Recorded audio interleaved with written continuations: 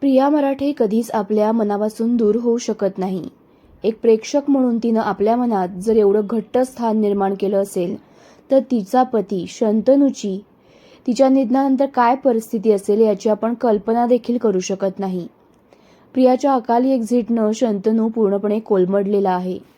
त्यातून बाहेर येण्यासाठी त्याने मालिकेत कमबॅक केलं, त्याचं शूटिंग पूर्ण केलं.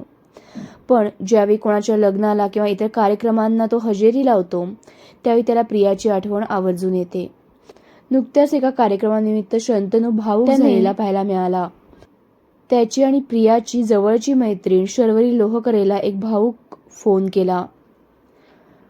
शर्वरीमुळेच प्रिया आणि शंतनूची ओळख झाली होती. शंतनूने म्हटलं की तुझ्यामुळेच मला माझ्या आयुष्यातलं सगळ्यात मोठं गिफ्ट मिळालं, ती म्हणजे प्रिया. अशा शब्दात शर्वरी लोहकरेला त्यांनी जागतिक महिला दिनाच्या शुभेच्छा दिल्या. यावेळी तो म्हणाला की आज तुला जागतिक महिला दिनाच्या हार्दिक शुभेच्छा. मला तुला फक्त एवढंच सांगायचंय की आत्तापर्यंतच्या गेल्या बऱ्याच वर्षात तू अनेक भूमिका बनवून तू माझ्या आयुष्यात आहेस.